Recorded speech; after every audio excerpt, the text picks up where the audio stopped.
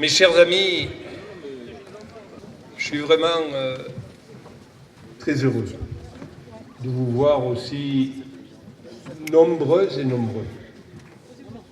Sincèrement, votre présence nous fait vraiment chaud au cœur. Merci à tous les élus qui sont là, nombreux. Le samedi à 18h30 pour un maire, c'est difficile de quitter sa commune. Là, vous voyez, ils sont là. Ils ont quitté leur commune parce qu'il en y va de l'intérêt de notre département, de l'intérêt de notre pays, la France. Et montrer cette image solidaire aujourd'hui, vous toutes et vous tous rassemblés, aussi nombreux, sincèrement, me fait vraiment chaud au cœur. Cher François-Xavier, bienvenue, cher François-Xavier, sur notre territoire métropolitain. Territoire qui occupe une position stratégique sur l'axe méditerranéen, avec sa ville-centre Toulon, premier port de défense d'Europe. Bienvenue dans notre Var magnifique. Le Var, c'est notre Versailles à nous. Voilà. Un centre Var encore agricole. Nous avons la chance d'avoir l'océan et la Méditerranée. On a l'océan dans le nord, le Haut-Var, c'est ce magnifique Verdon. Et l'Est-Var, l'Ouest, le centre, le Nord, un département unitaire et un littoral magnifique, avec ce que nous avons de plus beau, la Méditerranée. Comme quoi, on peut se comparer à Versailles. Je vais te faire une confidence, c'est le plus beau département de France. Voilà. Voilà.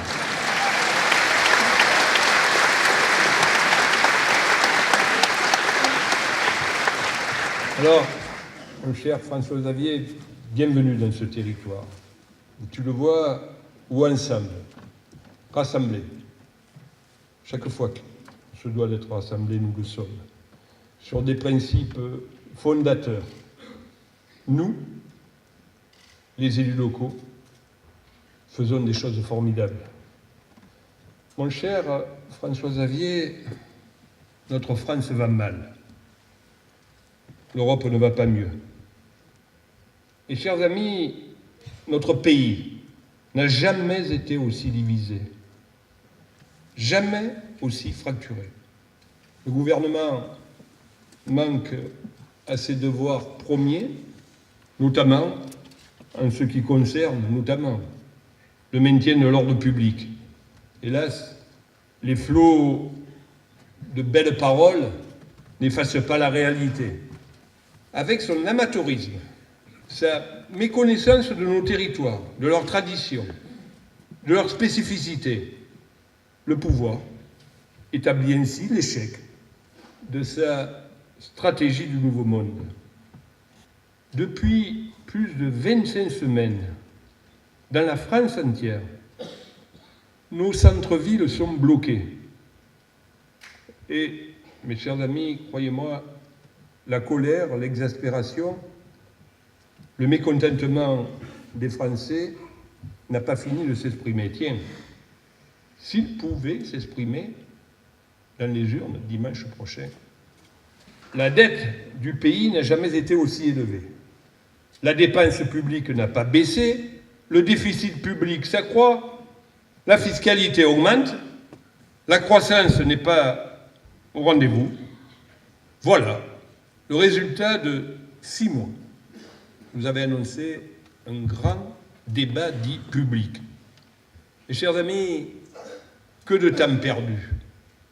Je dirais même que d'argent perdu. Voilà le bilan, le résultat de 7 ans de M. Macron au pouvoir. 2 ans en tant que président de la République, 5 ans en tant que collaborateur puis ministre de François Hollande, car il ne faut pas oublier ces 5 années, il ne faut pas les passer en pertes et profits. Croyez-moi, 7 ans qu'il est au pouvoir. Voilà le résultat.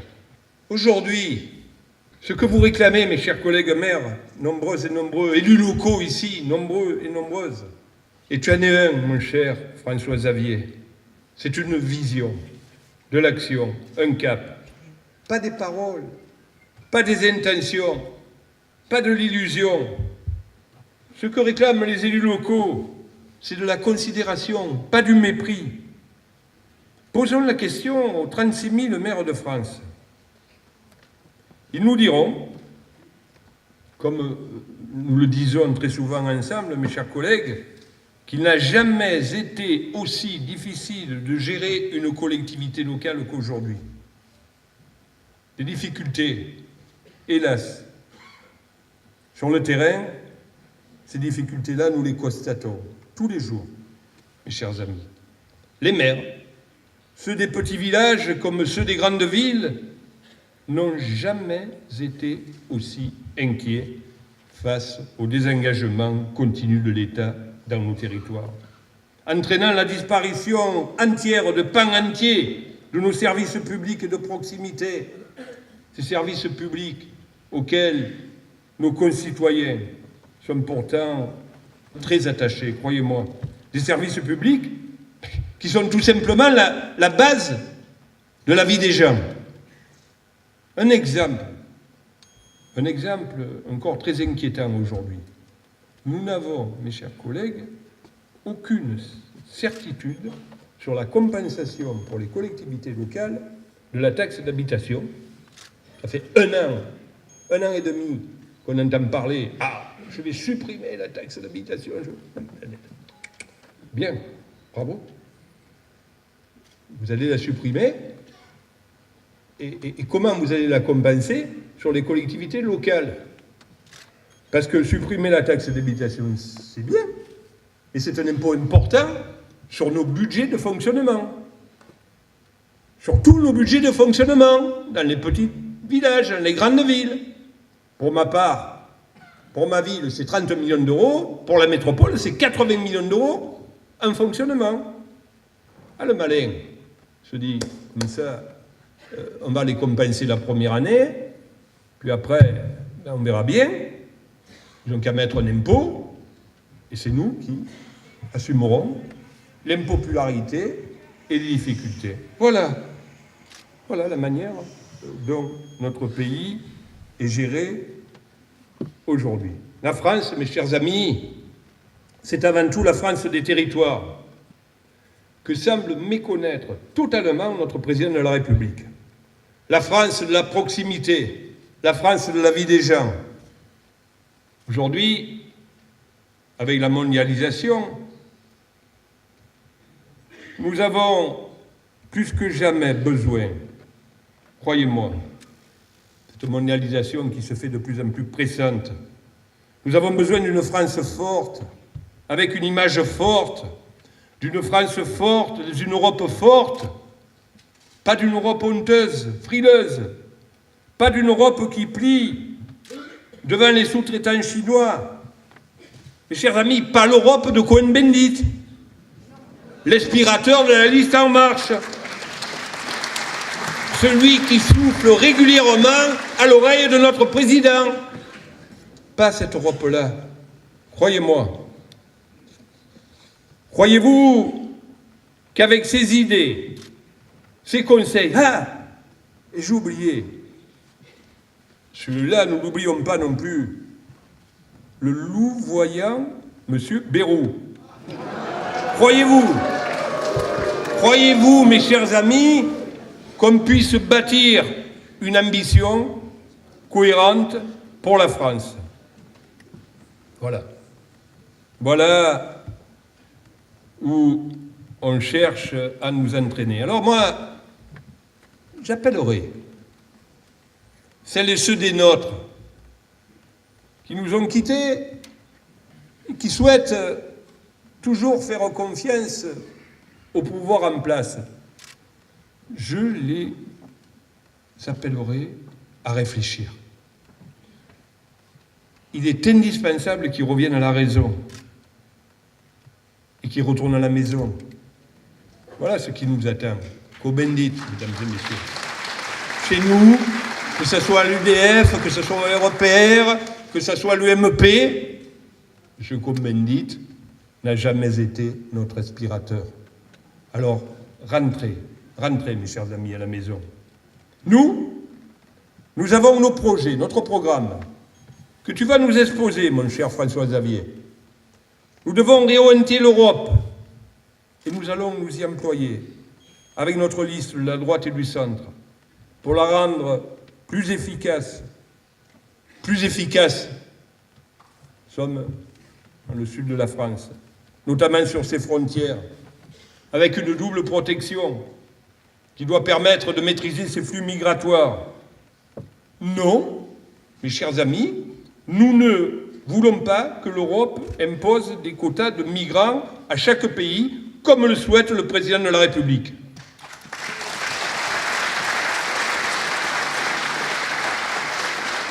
Nous ne voulons pas d'une Europe qui impose pour le plaisir d'imposer aux États.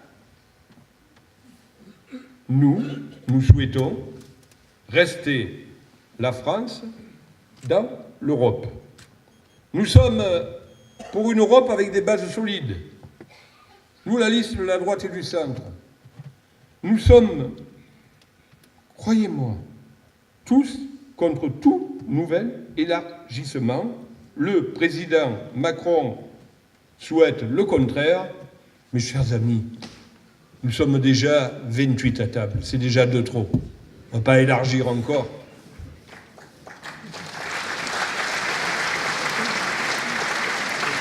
Oui, cher François Xavier, nous pouvons.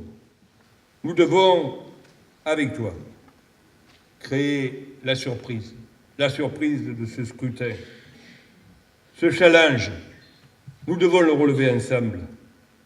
Alors, aujourd'hui, le pouvoir se lance dans une campagne sauve qui peut, avec une candidate, reconnaissons-le, non mais, faut la respecter, mais qui multiplie les maladresses.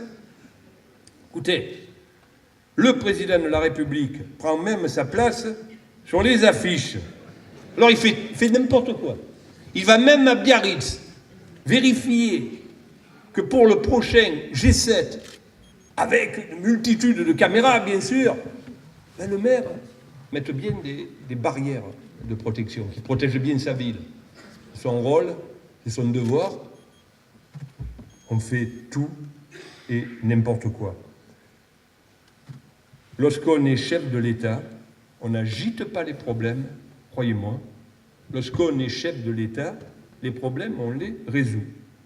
Alors, on assiste à un affolement ministériel qui devient même indécent. Tous ces ministres qui se ruent sur les plateaux, dans les villes, dans les villages, pour faire campagne. Allons-y, allons-y. Si on les avait vus avec autant d'énergie depuis 2 ans, croyez-moi, mes chers amis, la France irait mieux. Voilà. Alors,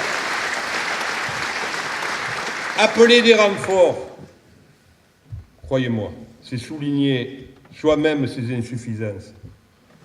Et ce n'est pas un mauvais gouvernement qui sauvera une mauvaise tête de liste. Car en politique, comme ailleurs d'ailleurs, nous le savons bien, la position défensive n'est jamais la solution la plus confortable ni la plus mobilisatrice. Non, mes chers amis, la droite républicaine n'est pas de retour. Elle est toujours présente sur les territoires. Il faut tout simplement la rassembler. Ceux qui pronostiquaient la mort de notre parti se sont trompés. Aujourd'hui, il est indispensable que notre voix se fasse entendre et se fasse de nouveau fortement entendre. Le choix des électeurs pour ce scrutin ne doit pas s'articuler autour du seul clivage entre En Marche et le Rassemblement national. Ah, quel beau projet pour l'Europe. Le Pen veut battre Macron et Macron veut battre Le Pen. Allons-y. Mes chers amis, cette élection ne doit pas être le 3e tour des élections présidentielles entre Emmanuel Macron et Marine Le Pen. D'ailleurs, pour Emmanuel Macron, être seul face à Marine Le Pen lui permet aussi, par tactique politicienne, de ne pas rendre compte de son bilan catastrophique. Alors oui, mes chers amis, déjouons ces plans. Retrouvons notre place au cœur de l'action française. Retrouvons notre lisibilité. Défendons notre projet européen. Nous le pouvons, avec toi, crois-moi, avec toi, cher François Xavier, et tu vas nous en faire la meilleure des démonstrations. Mes chers amis, nous l'avons régulièrement prouvé dans ce département. La droite et le centre sont capables de se rassembler. Et je dirais même se rassembler bien au-delà de cette droite et du centre. Nous savons le faire. Nous devons le faire. Car ce scrutin européen a toute son importance. Nous devons le faire pour ce scrutin européen. D'ailleurs, attendez, pour revenir, il faut partir. Nous, ici, dans nos villes et dans nos villages, nous ne sommes jamais partis. Allez, un effort, mes chers collègues, mes chers amis, mesdames et messieurs, ici dans le Var. Grâce à la confiance de nos concitoyens, nous sommes solidement ancrés sur nos territoires. Alors, mettons toute notre énergie, toute notre volonté, toutes nos convictions derrière François Xavier Bellamy. Mobilisons, rassemblons-nous pour l'Europe et pour la France. Et ne l'oubliez pas, les quelques points de différence, nous pouvons les gagner dans la dernière ligne droite. Croyez-moi, la dernière ligne droite, lorsqu'on se met au travail, est toujours importante. Mobilisons-nous pour la liste de la droite et du centre. Le PAC Var, et vous êtes tous là, doit pousser très fort derrière François Xavier. Du centre Var à l'Est-Var, du littoral au Haut-Var, de nos villages, de nos villes. Notre engagement sur nos territoires doit être essentiel aujourd'hui pour ce scrutin européen. Mais attention.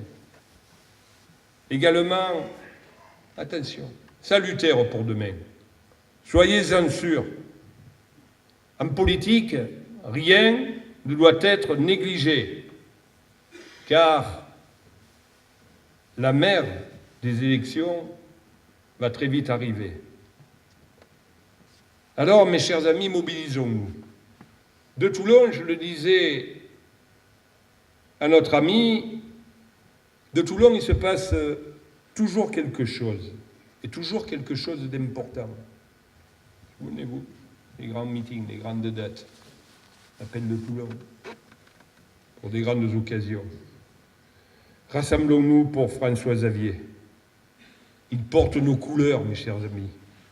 Il porte nos couleurs dans cette France que nous aimons tant. Merci.